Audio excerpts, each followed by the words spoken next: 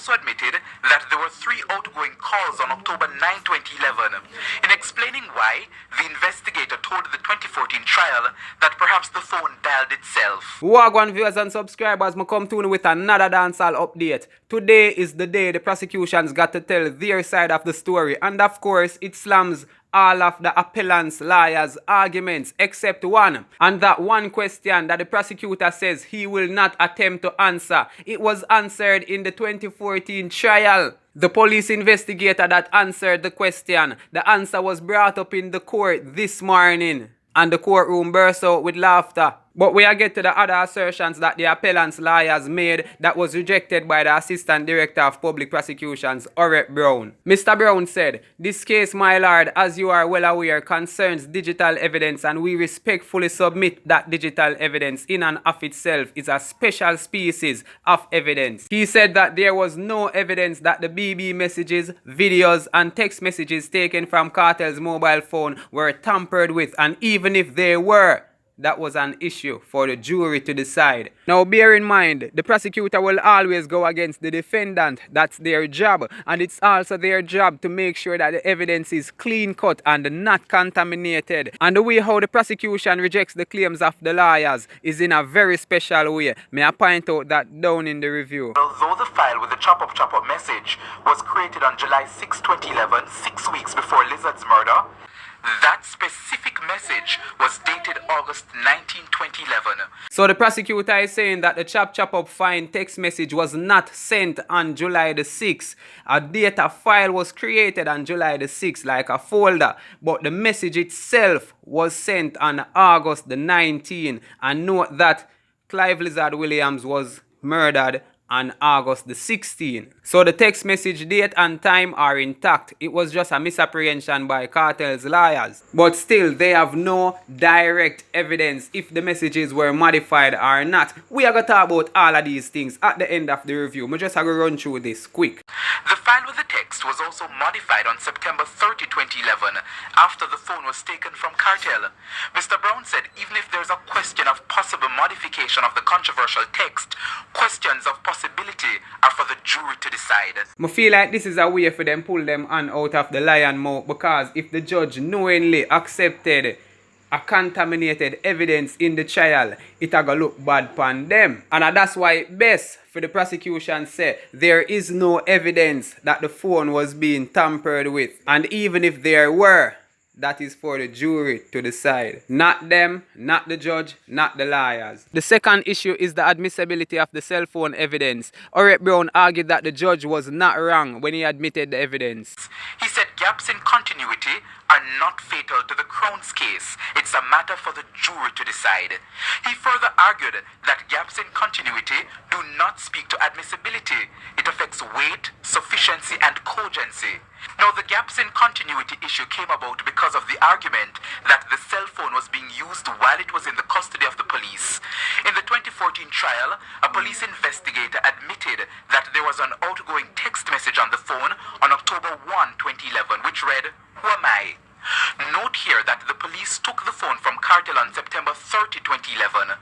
The police investigator explained to the court during the trial that the text is a way some telecommunications company established the identity of a mobile device. Today, the prosecution maintained that the use of the phone was not malicious. The "Who am I" text that was sent out is a way how some telecommunications company established the identity of a mobile device. At the first may I hear that, and I want my viewers and subscribers, please in a comment and tell me what you think about that, because I don't know nothing what goes so. At the first may I hear about it, probably I'm wrong, but tell me what you think about that. And the gaps in continuity is how the messages are sent. Like for example, if Kartel and a recipient is going back and forth, and Kartel message and say, "Hey, wagwan," and then later on Kartel message again with a different topic, you can tell that there is a gap, or some messages missing or something. So it doesn't look like a clear conversation. It lacks adequacy, but it still does not speak for admissibility. That's what the prosecution has said. And again, he's just defending the trial judge that he did not do anything wrong because there is no direct evidence to prove that the phone was contaminated and no way that the judge could know. That's up to the jury to decide. So there is no evidence that the phone was being tampered with, and that's why the judge admitted it. The investigator also admitted that there were 3 outgoing calls on October 9, 2011. In explaining why, the investigator told the 2014 trial that perhaps the phone dialed itself. Today, the Assistant Director of Public Prosecution said, "I will not attempt to advance an explanation." He again pointed out that there was no direct evidence to suggest that the phone was tampered with. He pointed out that in the absence of direct evidence, then it's only a possibility. Matters of possibility, according to the prosecution, are for the jury to decide. I want to pay attention how he used the word direct evidence a lot. Direct evidence. As I said before, it's the prosecution's job to make sure that everything is clean cut and there is no contaminated evidence. So now I just feel like them are keep themselves on the safe side. What? The phone was contaminated? Well, there is no direct evidence to prove that. We don't know of that, so we admitted it. What? This and that and that? Well, that is for the jury to decide, not us, not the judge. So they must keep themselves on the safe side. And that's why I think him talk like this. And as I said, this is the prosecution's job. There is no way them are going to say, "Oh, you did right. You know, so we're wrong. We made a mistake." No, them just a set up themselves to get sued. They will never put themselves in that situation. So no matter what the lawyers throw at them, the answers will always be, "Well, that is not on us, that is for the jury to decide." Or, "Well, you say that the evidence was contaminated. Well, there is no direct evidence to prove it, and that's why we used it in the court." But when the big question come in play now, it could not be answered. He said that he will not attempt to answer it. So what were they doing with the phone, making 3 calls and other things? The police investigator said the phone dialed by itself. It dialed by itself 3 times. And remember, you know, people, this is a BB, a BlackBerry. This is not a touchscreen phone where the sensors them can go off and the screen touch up and the screen run. Anything can happen. This is a BlackBerry where you have to press a number of buttons to make a call. The phone dialed by itself. No wonder why the whole courtroom started to laugh. Really? 3 calls? And even if there isn't evidence to prove the modification of the chop up fine text messages, just the fact that the phone while in the police custody was being used is a contaminated evidence in itself. The prosecution also argued that the judge in his summation gave proper instructions to the jury about how to treat with gaps in continuity, telling them that they must be satisfied beyond a reasonable doubt. The Crown has also insisted that the jury was given adequate directions by the trial judge about how to deal with contradictions as well as credibility of witnesses. Credibility, again, as the prosecution argued, is a matter for the jury to decide. This just come like Vybz, Kartel and the co-accused versus all the prosecutors and the trial judge, even though the trial judge is retired right now. And it just seemed like a challenging standoff. Now remember, you know, people, the appeal court do not retry cases. They do not accept new evidence. Them just review. They only review decisions made by the trial court. So just remember that. Now, the lead prosecutor, Senior Deputy Director of Public Prosecutions, Jeremy Taylor, also made oral submissions today.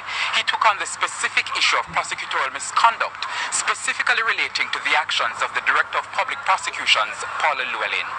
The DPP has been criticized for being prepared to allow the appellants to be tried by a jury that was not impartial.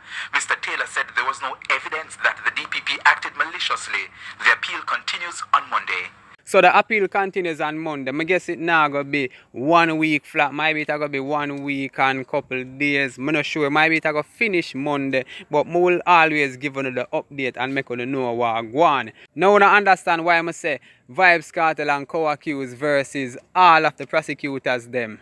The senior prosecutor, Mr. Taylor, come and him defend the DPP, Paula Llewellyn, and said there was no evidence of malicious behavior from Paula Llewellyn. As I'm telling you, that's just the prosecutor's job. Them won't agree with you, them won't give you the right, them won't say them wrong. Them will just find a way out for Bennett and say there is no direct evidence to prove that. That's just straight prosecutor work for no people. So yeah, I think that's it. I did kinda busy for the day. That's why I never get to post that video here earlier. So I just do like a quick summary of it and a quick review for me to get a little understanding. Sorry if that video here not up to par with my other videos them, but yeah, I just did want to make get a video because I know I wait upon it and thousands of people are search for my name just for watch my review on this topic. I respect that so much. So I did have to go on something. Even this probably not gonna get as much views as the other videos because I post it late in the night, but I saw it go. I know the thing go man tough.